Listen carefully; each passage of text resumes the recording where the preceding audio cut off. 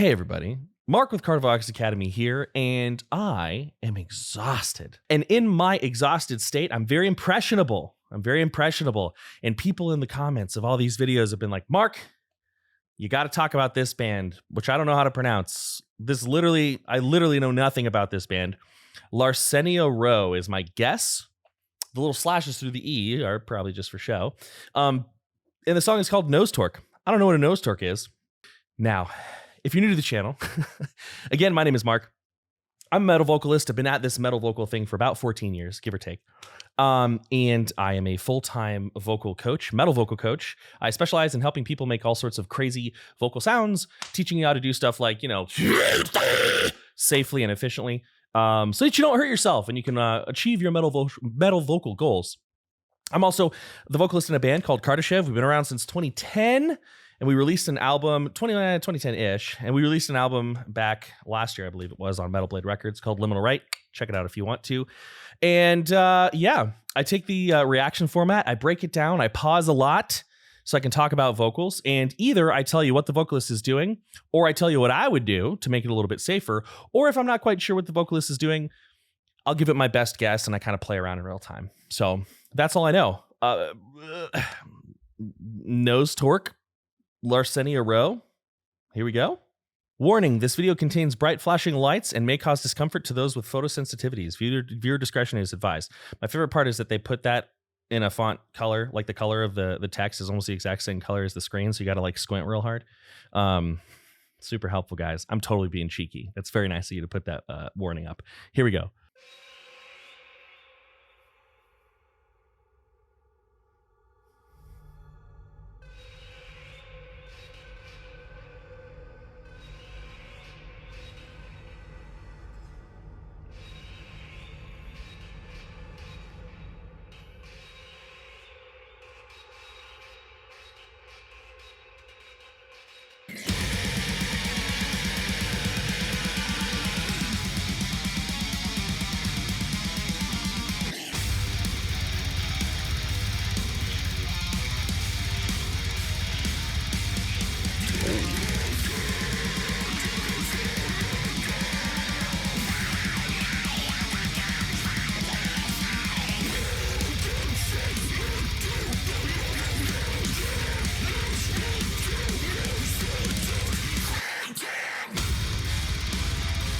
Okay, we're going to pause it there, almost a minute in. So before I say anything, I have to say, what year is it? Now, I'm going to say stuff that I actually don't mean this bad at all, but this is a throwback. Maybe the metal fans of my same age group, like the 35 to 40s, can back me on this, but this sounds a lot like late 2009, 2008 deathcore. Very interesting hearing this sound come back. We've had new metal come back recently, which was kind of a cool thing to see happen. And now like this is some old school deathcore I'm hearing with the way that they're playing, just the progression up and down the neck, the mix, it almost sounds like this song was purposefully mixed to sound like an album I would have downloaded on like Napster or LimeWire. This is even like the vocal composition. Like we're going to talk about vocal technique because that's what we do here. But the vocal composition of, front and back, we've got highs and lows mixed almost on the exact same level, right next to each other in that mix. This is crazy. But I want to listen to the vocal technique a little bit more. One thing I think is really interesting is that their vocalist, to me, the highs sound a lot like Ian Bearer, who was previously the vocalist in Rings of Saturn. Sound very much like Ian Bearer, that very bright, very open, very nasal cavity-driven high vocal, very, very tearing, like that torn paper, like type of sound. Lows definitely had some tone in there, definitely had some vocal tone in there, but they also sounded high up and in very, very, very back of the mouth. On both the highs and the lows, I'm hearing a very open pharyngeal space. Right? Obviously on the lows, we have more of a closed embouchure, right? We've got the closed lips, right? But even on the lows, I'm hearing like the back of the mouth. So anybody who may be new to the channel, I talk about the pharynx a lot. Well, Lots of vocal coaches talk about the pharynx a lot. But the pharynx is the space in the back of your mouth, right? It's a space in the back of your mouth, and we can open it and shut it, open, shut it, open, shut it. If you're a parent, But anyway, I'm hearing a lot of like wide open, like versus a closed pharynx. That's one thing you can listen for, like closed in the back.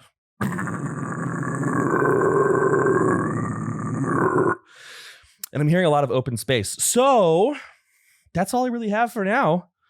I'm really interested to see where this is going. Super, super fascinating.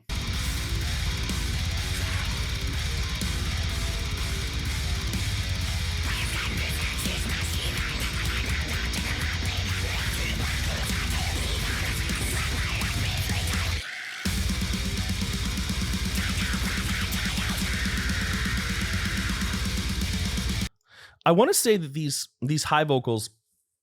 Now, one thing that everybody always wants to know is that a false chord or is that a fry? Is that a false chord or is that a fry? And it's a very important and it's a very, very valid question. And it's a question. It's actually my least favorite question to answer because I think it's the least interesting thing to talk about. But it's an important thing to talk about. So, especially when it comes to fry, because half the internet can't even agree on what fry is, right? So for me, his high sounds very much like a fry focused vocal. I'm going to tell you my reasoning behind that. So anybody who's watched the channel knows that the majority of what I do falls under the false chord umbrella, at least with the terminology that we speak about today, which if it's anything like how metal terms have evolved so far, we're going to be using different terms in 3 years, right? So with a false chord high, it sounds very chunky. It sounds very like, not necessarily wet. You can add a lot of wetness to either fry or false chords. Highs by letting your tongue and your soft palate kind of like bounce off of each other. But it has like this very, like, think early Suicide Silence. Think like Mitch Lucker. Think like, hey, wake up, right? You can hear all the jiggly bits slapping around. With fry vocals, generally speaking, you have a distortion that sounds a lot more like TV static, a lot more of like that, paper ripping sound. And that's a lot of what I'm hearing here. I'm also hearing a very, very, very thin and narrow airflow. Now, interestingly enough, that's something that a lot of people have trouble with. 9 times out of 10, when you have somebody who's having difficulty with high vocals, what they're doing is they're having trouble narrowing the airflow in the correct spot, right? Because here's something to think about. When we do metal vocals, we must... Okay, hold on. Let me back up here. Only a Sith deals in absolutes. My lightsaber might be red. You don't know. Nah, I've always been a fan of the gold lightsabers. Anyway, much of the time, I'll go with the safe much of the time. When we do metal vocals, we have to constrict strategically.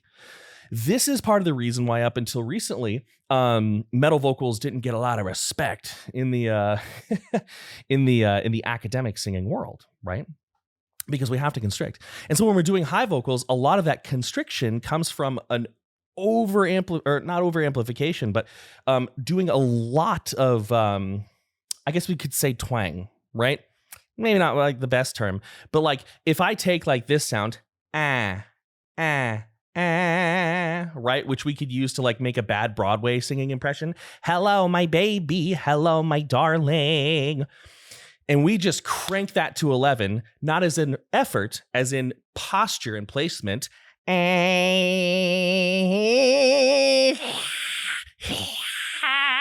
There we go. That's the sound I was looking for. Hey, everybody. My name is Mark. Welcome to the Circus of Value, right?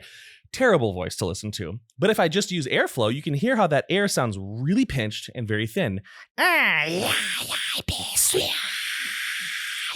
Here's the key. That thinning and that narrowing is happening up here and in back, right? Not down here. My actual vocal folds themselves are fairly relaxed, and this is the key. I love the super nasal tone he's got on his vocals. Very, very cool stuff. Let's keep going. I also like his little shout outs. He doesn't, I haven't heard like a blah yet, but he'll do like, or, just like little, like shaking the hype off. I don't know. I like it. Let's keep going.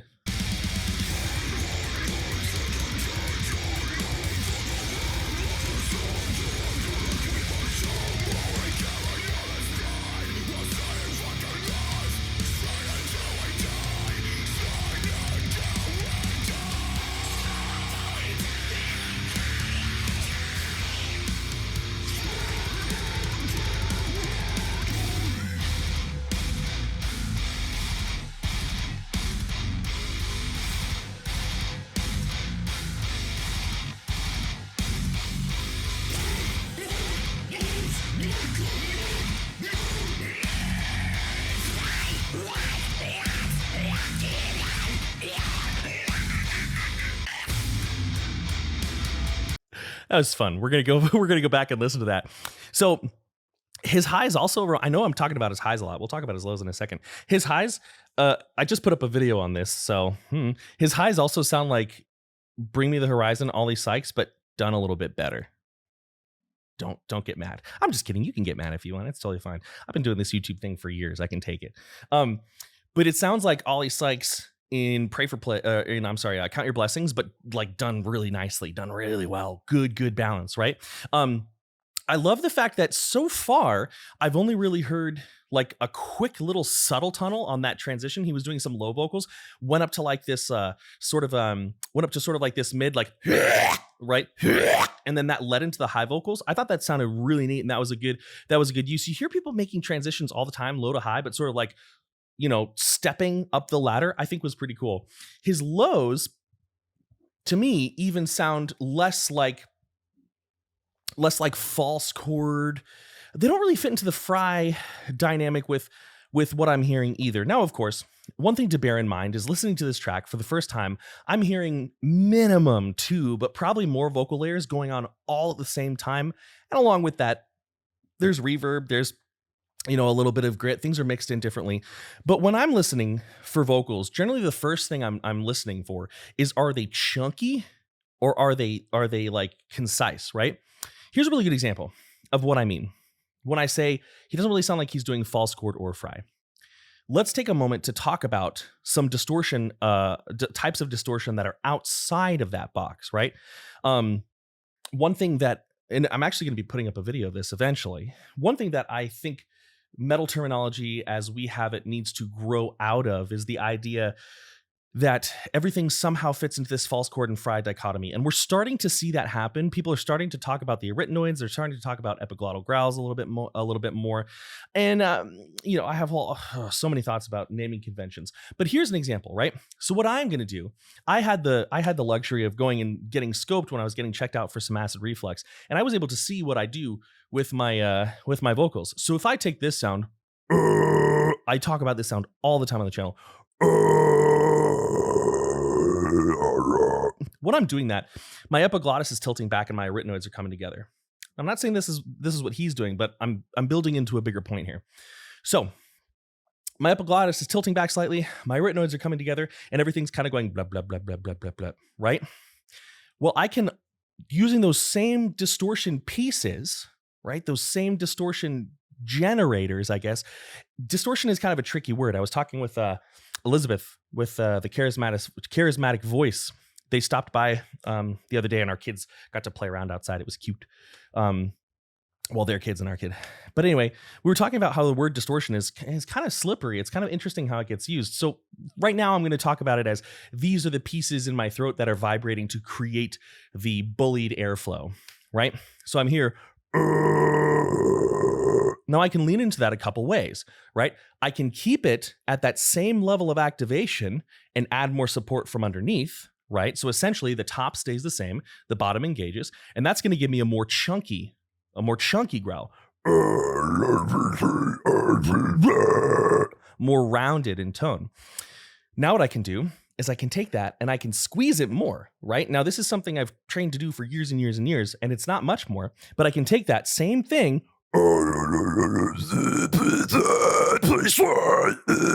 and I can, now it sounds different. It sounds less like chunk, chunk, chunk, and more like, right? So it's kind of interesting to see what this sound is, and I'd love to pick this guy's brain. But if I had to say he was leading with one style over another, I would say he's leading more with a Fry style. So I just took all that time to be like, these terms suck, probably Fry. But it's a very interesting tone. It's a very like hybrid sounding tone. And one thing that I'm really admiring about this is the fact that there seems to be a good balance of just enough true tone, just enough like phonation from the actual vocal cords to give it like this nice boomy quality. Some of that comes from EQing, but it sounds, you know, kind of part and parcel with his vocal as well. Let's go back a little bit because I kind of want to hear this breakdown a little bit more. But listen, y'all wanted me to vocal analyze this video, so that's why I'm talking so much. You don't ask for this and then at me. Shame on you.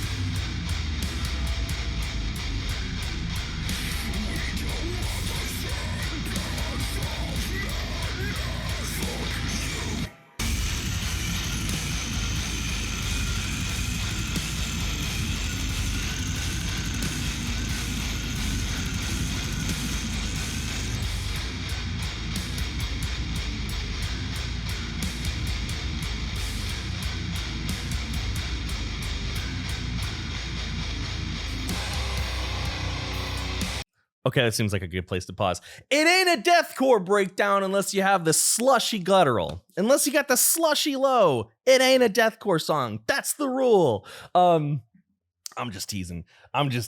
Whenever I'm really tired, I get very, very cheeky. But anyway, so a couple of things. First, I loved that, like, there's probably a production term for it, but that cut up vocal, where, you know, he held up and then they cut it, right? Sounded very, very cool. And I like how he ended it with like this sort of like cough, like, right? And that cough had like a lot of the wetness, right? So let's talk about that, and then we'll talk about the slushy low. So a lot of times, for a while, like, one thing that's really interesting about being a vocal coach, especially in like the harsh vocal world, is that I get to sort of see the trends really, really grow and bounce around in this tumultuous sea landscape that we have of metal vocals from an interesting perspective. And I remember when I first started, everybody was like, whistle scream. If you can't whistle scream, you suck, right? And then it was, you gotta have wet highs. If you don't have wet highs, you suck, right? And then it was, you gotta have a 30-second scream. If you don't have a 30-second scream, you suck, right? I'm just kidding. It wasn't so cynical as that. But the wet scream, all of those are sounds I actually think are pretty cool. So like, I'm never against somebody wanting to learn to whistle scream or do a 30-second high or something like that. It's just interesting to see how these go. And the wet high was a trend that kind of came really quickly, and I feel like it's sort of phasing out slightly, but I love it. So hearing it here is really cool. How do you do that, right? Well, there are a couple things that we can think about, right? First and foremost, it really works well on high vocals. You can kind of nasty up your lows, like we heard Will do in To the Hellfire, right? That was that whole thing, just mucus and going crazy. But maybe we're not relying on mucus, right? We saw in the Will Ramos laryngoscopy that when he does that, there's legitimately a bunch of fluid in there. People are going to get me on some technicality, whatever. But let's say we want to do it on our high vocals, right? There are a couple things we can do. And you can, the cool thing about this is you can choose what you want to do. Do a little of this, do a little of that, make your own plate. This is a Sizzler buffet, right? So if I'm here, right, this is a normal high vocal, just a standard false chord high, right? Now with that, what I'm going to do is I'm going to narrow. I talked about opening. Now I'm going to narrow the pharyngeal space, and I'm going to let my soft palate and my tongue sort of bounce off each other really, really loosely. I'm not pressing them together. I'm just allowing them to gently touch, right? And if I were to do this with a clean voice, it would sound kind of like,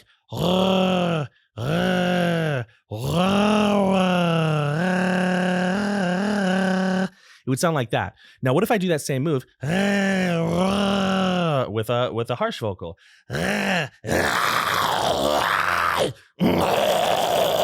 It gets a little more wet. It gets a little bit more nasty.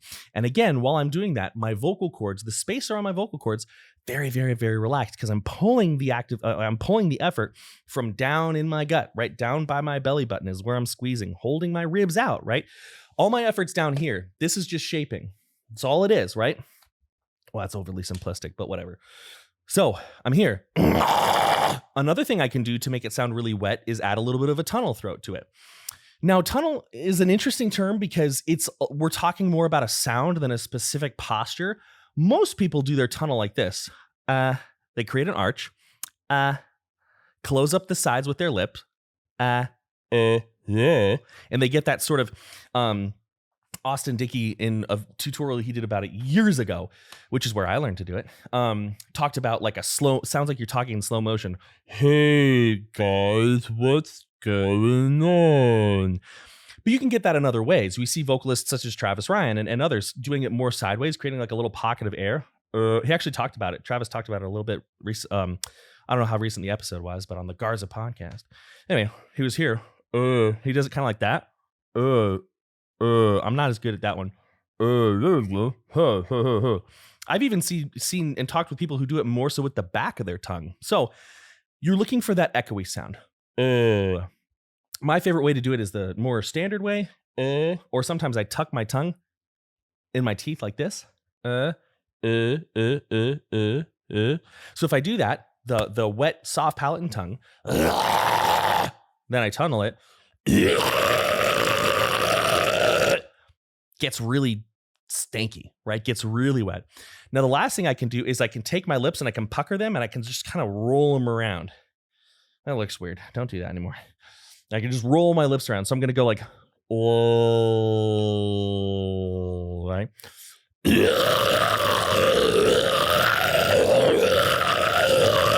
And then if you really want to get crazy, you can do what I do and pull on your whiskers. Or if you don't have whiskers, you can, I don't know, maybe pull on your lips or something. I'm not sure. But you can.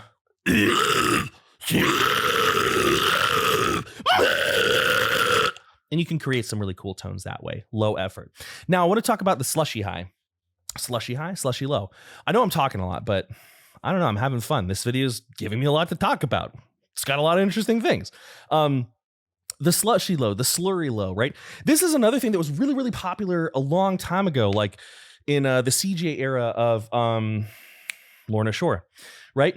And essentially, what it involves, there are multiple ways to do it. Fry, false chord doesn't actually matter, although you are going to get a slightly different output of sound, right? This is what we're talking about. Like, this is like deathcore stuff, right? If you're wondering what really differentiates one genre of metal from one genre of harsh vocals from another, with deathcore, it's how much we play with our mouths. It's like we're all sitting around rolling like a Jolly Rancher in our mouth. Like we're doing our vocals and we got a Jolly Rancher and we're just rolling it around. Maybe someday, right? Just that's kind of what deathcore vocals are iconic for, right? It's more than that, but that's like the sound, right? And so a lot of the time when people are trying to learn like these crazy deathcore sounds, they're thinking here. It is here where they need to put their mind, right? They need to put their mind in the front of their face. So if I want to do like this slurry slushy low, what I'm going to do is I'm going to do the guttural that works for me. And you should do the guttural that works for you, right? And so for me, actually, it wouldn't even be a guttural at this point. It would just be a low. I want to do my standard low, which is that same sound as before, with a little bit more closure. That's my low. That's the standard Kardashev or Mark from Cardavox low. And what I'm going to do is I'm going to curl my lips, and instead of doing like an up guttural, or like a tunnel, I'm going to kind of do this. Now, this isn't to say this is exactly how he did it. I'd have to see his mouth. I'd have to talk to him, but this is how I would do it, right? So I'm here. And I'm going to actually now, I'm going to sort of break convention. I'm going to close down my vocal tract and I'm going to blow a little bit of air through. Now, this is not a technique I use very much, so I kind of got to find it a little bit. If you know what Kardashev sounds like, you know that these kind of vocals are never happening in Kardashev music, at least not right now, right? But if I take this and I'm going to blow a little bit of air through, so that's a lot of things at once. So let's kind of go one by one. So a low, pucker the lips, put the tongue here. I'm going to close down the vocal tract. And now I'm going to blow a little bit more air through. And now what I'm going to do is I'm just literally going to go. I'm serious. You can go slower, you can go faster, and it can kind of create like these weird modulated sounds, and sounds kind of like this, right? I'm going to say this first because somebody else is going to say it in the comments. Yeah, he definitely does it better than me. Because Kardashev, we don't have this, right? But anyways, I'm here.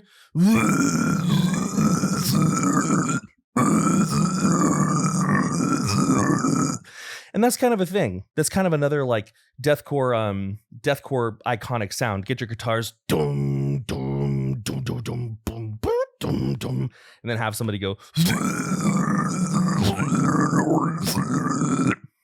There you go. Let's keep going.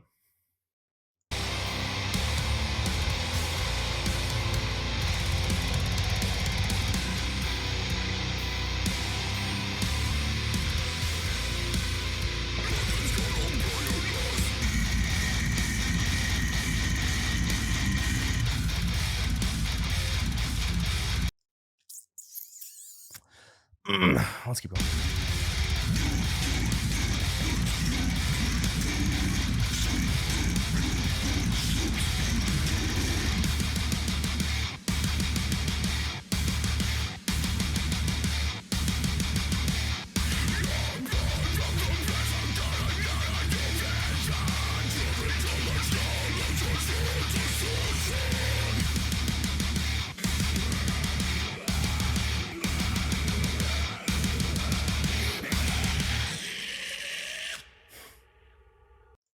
I know I'm pausing it right before the break, but I feel like after this, I'm not going to have another opportunity to pause it. So here we go. We've definitely moved away. Like the song started very like 2009 deathcore, right? And some deathcore, archaeologist out there is going to be like, actually, it's more early 2008. And I'll say dust your basement. But open the windows, let some sun in, right? But now they've kind of moved away from that, and they're sort of doing their own thing. We definitely hear a lot of now I don't know how long Larcenia Roe has been around.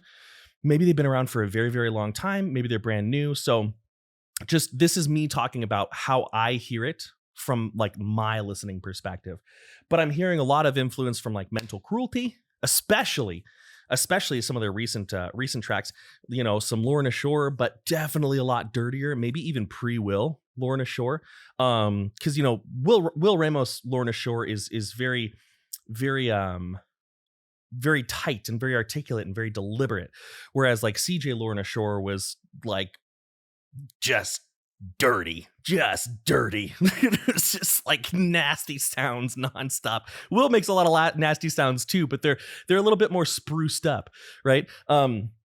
Like I feel like Will's vocals are like, a really nicely plated meal at like a 3-star restaurant, and CJ's vocals are like a food truck. And they're both delicious. And maybe you'd eat at the food truck more. Maybe you'd be a 3-star guy. I don't know. But anyway, I want to talk more about this vocalist. One thing that one thing that I'm hearing is that I actually don't hear very much, and I wanted to point out that this person is doing very, very well, is they're sort of synthesizing vowels. They're mixing vowels together. And I want to explain what I mean. So most of the time, lows work really well with our ooh sound. Ooh. Right? But what I heard earlier when I paused and then I was like, oh, let's keep going, is he was saying E with his tongue, but ooh with his lips. E. E-oo. E-oo. And that was a really cool sound. That was really, really neat. I also really appreciate how much he's just like, how do I describe this? So sometimes this is hard to describe. He's doing a lot of stuff that's really kind of hard to put into concise descriptions, but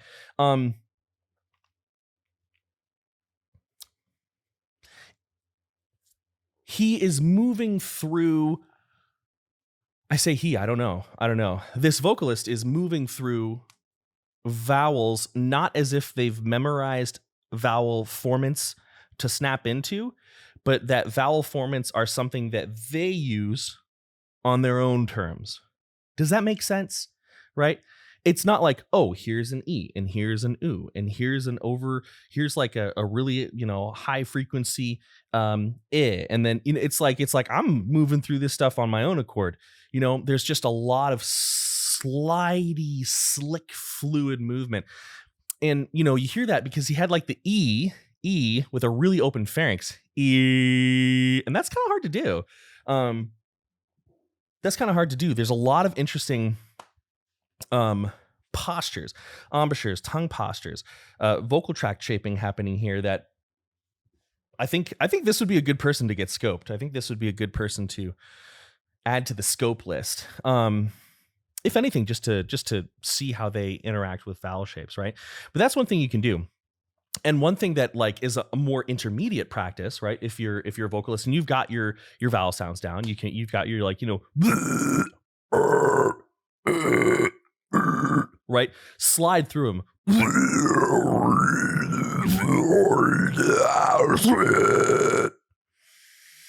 That can be kind of tricky, and that's a good thing to do. There's not really like a guided exercise for it. Just slide between the vowels, Anyway, I feel like the rest of the song is gonna just smash my teeth out of my butt. So here we go. What?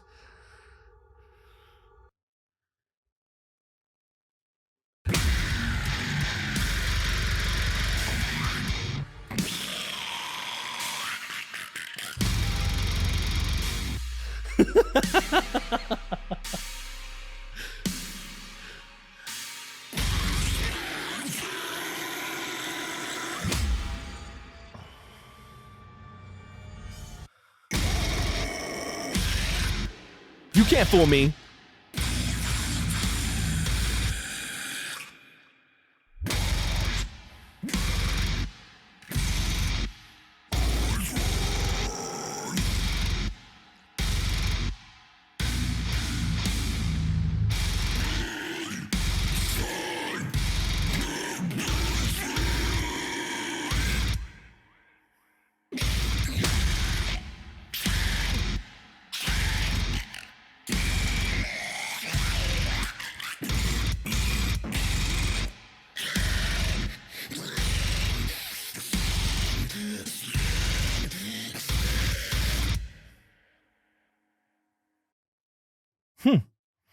Yeah, lots of really good control of upper constriction versus lower constriction, right? Lots of really good control of the top of the vocal tract, the space above the vocal folds and not the vocal cords themselves. What the hell is this? Look at that thumbnail. What the hell am I looking at? Sorry. Anyway, yeah, a lot of really good control of the upper vocal tract, and there were some really cool sounds in there. One thing that he did that was really interesting, and he was unmasked, so now I know what he looks like. Cool. One thing that he did that was really cool is he really put a very tiny. Now I've never tried this, so I'm probably not going to sound like that, right? I've never tried this before, but it was like that wet high that we talked about, like that, but it was just the smallest amount of air, and it sounded like somebody like breaking wood, right? Yeah, kind of like that, but higher and more bright.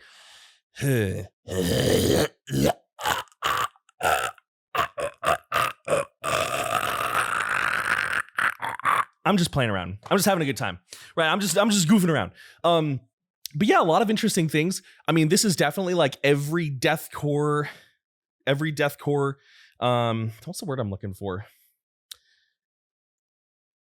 Every deathcore identifier cranked to 11 for sure. But this is a really good example of how you can create some crazy tones with relaxed vocal folds and just a little bit of playful understanding of vocal placement and vowel shapes, right? And that's one thing that I always tell a lot of my students as well, is that the hardest part is the fundamentals. Really, the hardest part is the fundamentals, learning just the basic tone, because once you have that, once you can go like, right, that's like a basic false chord. Once you have that, from there, it's just messing around with your tongue, right? Right? Or, this basic sound. It's just move your tongue around, move your lips around, find something that sounds cool and doesn't hurt. I mean, it's really a lot of what it is, right? Now, if you're having trouble with the fundamentals, at cardivoxacademy.com, we do have, that was probably too loud, sorry. We do have a false chord fundamental e-course. A lot of people have been using it. A lot of people are really enjoying it. It's quite helpful. and could help you on your journey. A lot of what's happening here is not just like, here's one style, now you can do that. So like, I don't want to tell you like, oh, take my false chord fundamental course and you'll sound like this. No, it's not how it's going to work. But if you're brand new to vocals, or maybe you've been doing fry your whole life and you want to try out some false chord stuff, it's a really good way to get started. Very interesting track here. I don't know if I could sit down and listen to like a whole album if every song is like that. I'd have to take it in like small doses.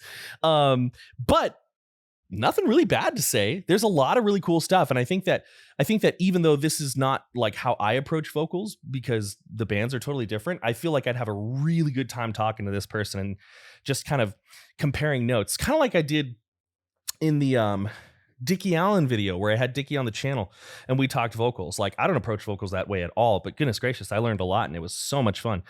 So nose Tork guy, I don't know, maybe we'll hit you up, see if you want to chat about vocals, because it'd be a lot of fun. And honestly, a lot of time I prefer talking with and analyzing songs that are very different to my approach, because I get to kind of explore new territory. I'm rambling now. But yeah, very good song. Very good suggestion from the comments. Larcenia Roe, nose Tork. That's all I know. Many thanks. Much love. I'm out.